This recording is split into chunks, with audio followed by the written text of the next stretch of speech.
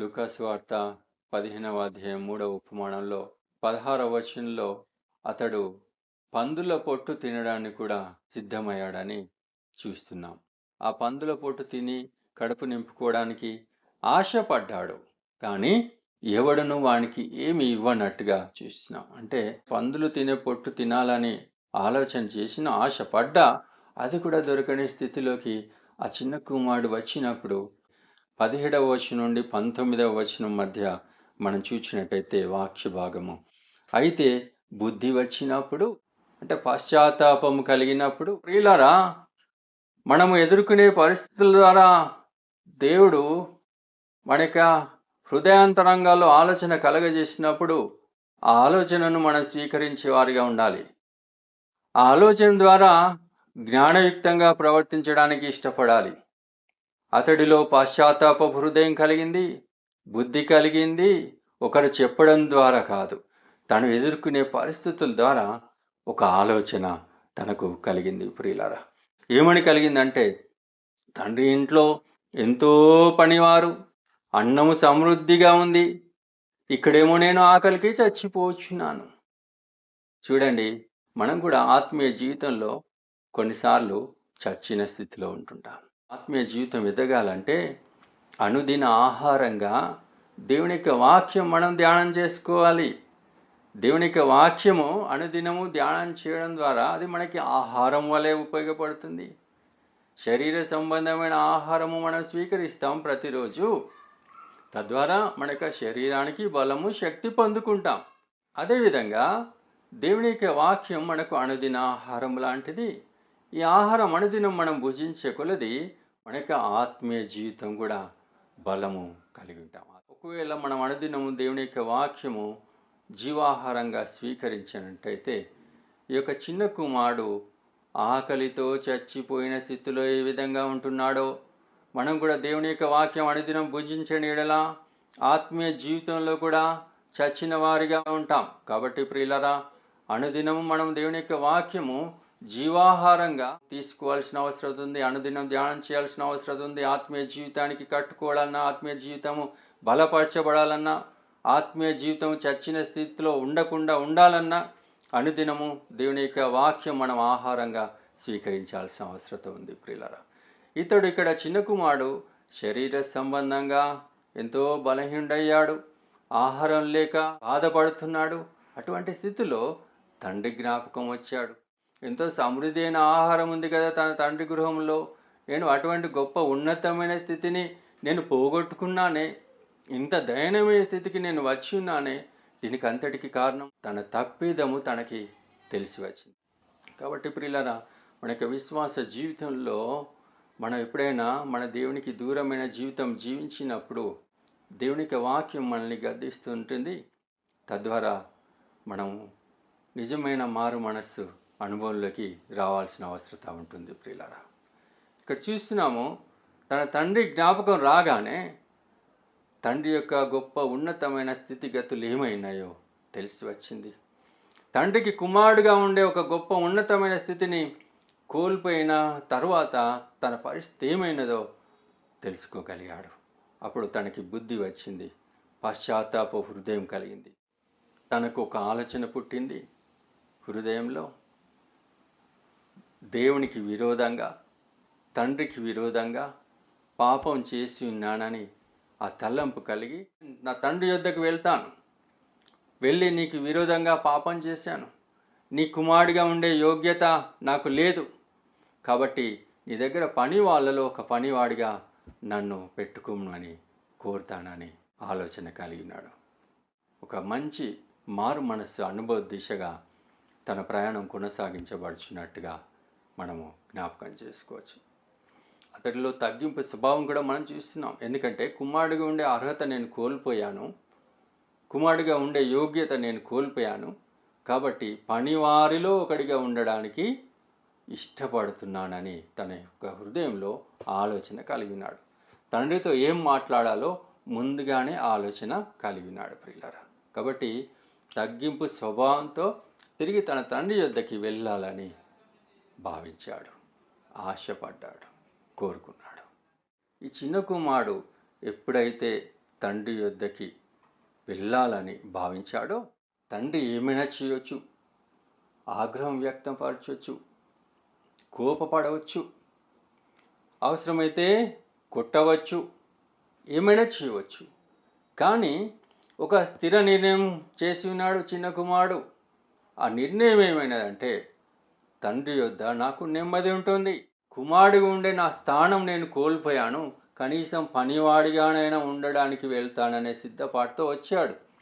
అటువంటి సమయంలో తండ్రి ఏం చేసినా సరే సిద్ధమయ్యే వచ్చినాడు పిల్లరా. ఎప్పుడైతే తండ్రి యొద్దకి వచ్చాడో వాడు ఇంకా దూరంగా ఉన్నప్పుడు తండ్రి వారిని చూచి కనికరపడి పరిగెత్తి వాని మెడ మీద పడి ముద్దు పెట్టుకొనెను. ఆ కుమారుడు ఎంతో దూరంలోనే ఉన్నాడు. దూరంలో ఉన్న కుమారుణ్ణి తండ్రి చూశాడు. చూసిన వెంటనే కోపంతో ఇంటి తలుపు గడియ వేసుకోలేదు, లేదా వెళ్ళి ఆవేశంగా కొట్టడమో తిట్టడమో చేయలేదు. దూరంగానే ఉన్నాడు కుమారుడు. దూరంగా ఉన్న కుమారుడిని పరిగెత్తుకెళ్ళి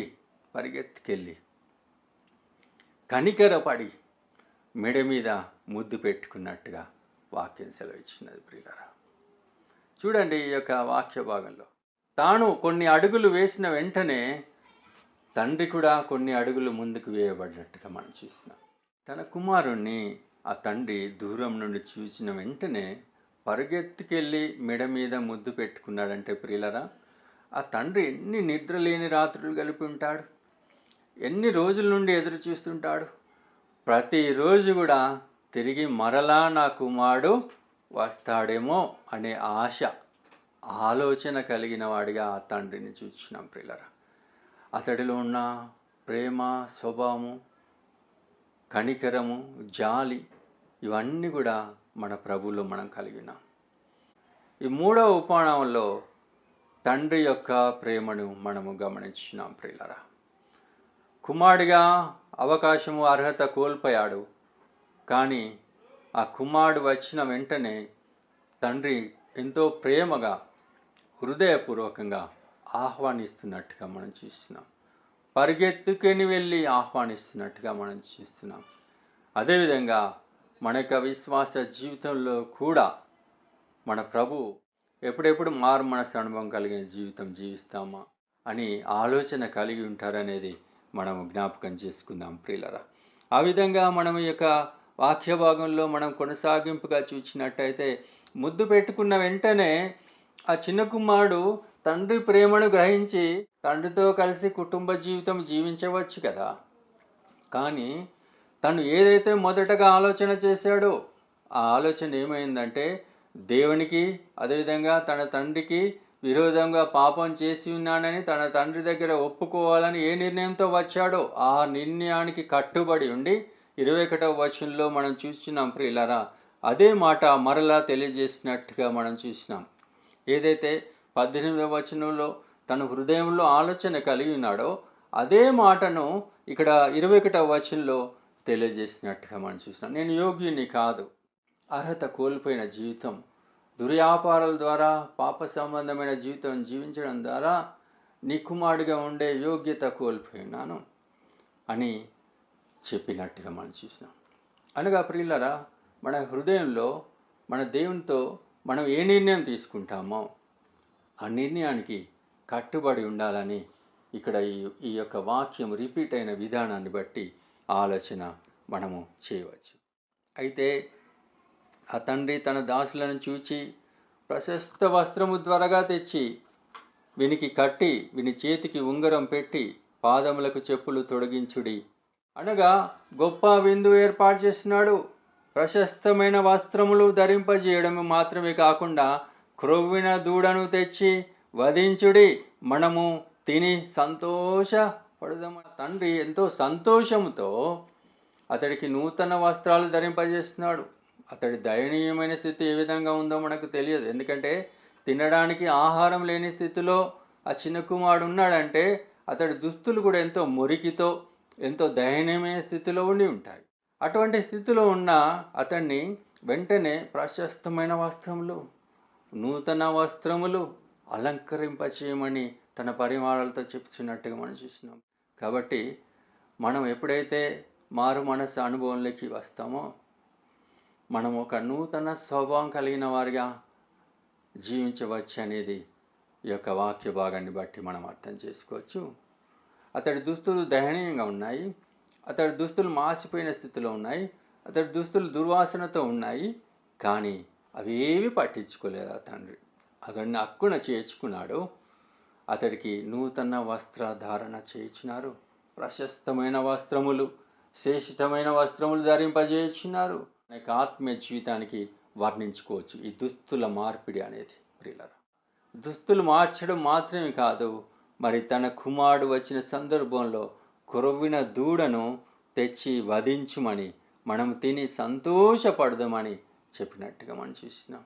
చూడండి, సుదీర్ఘకాలము తండ్రికి దూరమైన కుమారుడిగా ఉన్నా ఎక్కడ కూడా ఈ తండ్రి ఎటువంటి ఆలోచన లేకుండా హృదయపూర్వకంగా తన కుమారుని ఆహ్వానిస్తున్నాడు. హృదయపూర్వకంగా విందు ఏర్పాటు చేయడానికి ఇష్టపడుతున్నాడు. ప్రియులారా, ఆ తర్వాత ఒక ముఖ్యమైన ప్రత్యేకమైన మాట తండ్రి పలికినట్టుగా 24వ వచనంలో మనం చూస్తున్నాం. ఈ నా కుమారుడు చనిపోయి మరలా బ్రతికెను, తప్పిపోయి దొరికినని చెప్పాను. అంతటా వారు సంతోషపడసాగిరి అని వాక్యంలో మనం చూస్తున్నాం. నిజానికి ఆ చిన్న కుమారుడు మరణించాడా ప్రియులారా? చనిపోయాడా? చనిపోయి మళ్ళీ సజీవుడిగా లేచాడా? కాదు కదా. అతడు శరీరరీతిగా మరణించలేదు, కానీ ఆత్మీయ జీవితంలో మరణించిన స్థితి, తండ్రికి దూరమైన స్థితిలో జీవించిన స్థితి, పాప సంబంధమైన జీవితం జీవించిన స్థితి. అందుకే ఆ తండ్రి పలికిన మాటను మన యొక్క ఆత్మీయ జీవితానికి మనం వర్ణించుకోవాలి. మనము ఆత్మీయ జీవితంలో చనిపోయిన వారిగా ఉన్నామా? పాపం ద్వారా మనము మరణానికి అప్పగించబడిన స్థితిలో ఉన్నామా? అటువంటి స్థితిలో ఉన్న మనలను మొదటి ఆదాము ద్వారా మరణానికి అప్పగించబడ్డ మనల్ని కడపటి ఆదాము ద్వారా మనము సజీవ లెక్కలో ఉంచబడగలిగాం. మనమంతా కూడా ఒకప్పుడు చనిపోయిన వారము, మన ప్రభుకి దూరమైన జీవితం జీవించిన వారము, లోక సంబంధమైన జీవితం జీవించిన వారం, పాప సంబంధమైన జీవితం జీవించిన వారం. అటువంటి జీవితం అంతా కూడా ఆత్మీయ జీవితంలో మరణించిన స్థితి, చనిపోయిన స్థితి. ఎప్పుడైతే మన ప్రభు దగ్గరికి మనం రావాలని కోరుకుంటామో, ఎప్పుడైతే హృదయపూర్వకంగా మన తండ్రి సన్నిధికి కోరుకుంటామో, ఎప్పుడైతే హృదయపూర్వకంగా పశ్చాత్తాప అనుభవంలోకి వస్తామో, అప్పుడు తిరిగి మరలా మనము ఒక నూతన జీవితం కలిగే అవకాశం ఉంటుంది ప్రియులారా. కాబట్టి ఈ చనిపోయి బ్రతికిన కుమారుడు అనే మాట మనకు ఆత్మీయ జీవితాన్ని కూడా మనం అన్వయించుకొని సరి చేసుకోవాల్సిన అవసరం ఉంది. ఈ యొక్క సందేశం వింటున్నవారు అనేకులు ఉండి ఉండవచ్చు. మరి మీ యొక్క ఆత్మీయ స్థితిగతులు ఏ విధంగా ఉన్నాయో ఈ సమయంలో పరీక్షించుకోవడానికి ఒక మంచి సమయం. అదేవిధంగా మరొక మాట ఆ తండ్రి అంటున్నాడు. ఏమంటున్నాడంటే, ఈ కుమారుడు తప్పిపోయి దొరికినని చెప్పాడు. నిజంగా అనుకోకుండా ఏదో మార్కెట్లో తప్పిపోయాడా ఈ కుమారుడు? లేదు కదా. కోరి కోరి తండ్రికి దూరమైన జీవితం జీవించాడు. అంటే మన ప్రభుకి దూరమైన జీవితం మనం జీవించినట్టయితే మనం తప్పిపోయిన కుమారుల జాబితాలో ఉంటాం. తప్పిపోయిన గొర్రెపిల్ల పరిస్థితి ఏమైనదో మనం తెలుసుకునిన్నాం. తప్పిపోయిన నాణ్యం స్థితి ఏమైనదో మనం గ్రహించుకునిన్నాం. తప్పిపోయిన కుమారుడు తిరిగి దొరికేను అని చెప్తున్నాడు. ఏమైనా ప్రకటన చేశాడా ఈ తండ్రి? కనబడుట లేదు అని ఎక్కడన్నా పోస్టర్లు అంటించాడా ఊరంతా లేదా చుట్టుపక్కల దేశాల్లో? లేదు కదా. అంటే నిజమైన పశ్చాత్తాప అనుభవం ఎలా వస్తుంది? ఎలా వస్తుందంటే మన యొక్క హృదయాంతరంగం నుండి రావాలి, ఒకరి బలవంతం ద్వారా కాదు. ఒకవేళ తండ్రి తన కుమారుడు ఎక్కడున్నాడో వెళ్ళి వెతికి బలవంతంగా తీసుకువస్తే మరల వెళ్ళేవాడేమో. కానీ ఆ కుమారుడి కొరకు వేచి ఉన్నాడు ఆ తండ్రి. తప్పిపోయిన గొర్రెపిల్ల కొరకు ఆ కాపరి వెళ్ళి వెతికాడు. ఇక్కడ మాత్రము తండ్రి తన కుమారుడు కొరకు ఎదురు చూస్తున్నాడు. కుమారుడు తనకై తాను మారు మనస్సు అనుభవంతో తండ్రి చింతకి వచ్చినట్టుగా మనం వాక్య భాగంలో చూస్తున్నాం ప్రియులారా. ఇది మన యొక్క విశ్వాస జీవితానికి మనము అన్వయించుకుందాం. దారి తప్పిన జీవితం జీవిస్తున్నట్టయితే ప్రభు మార్గంలో జీవించడానికి ఇష్టపడదాం. అటువంటి జీవితం జీవించడానికి మనం ఒక స్థిర నిర్ణయం తీసుకుందాం ప్రియులారా.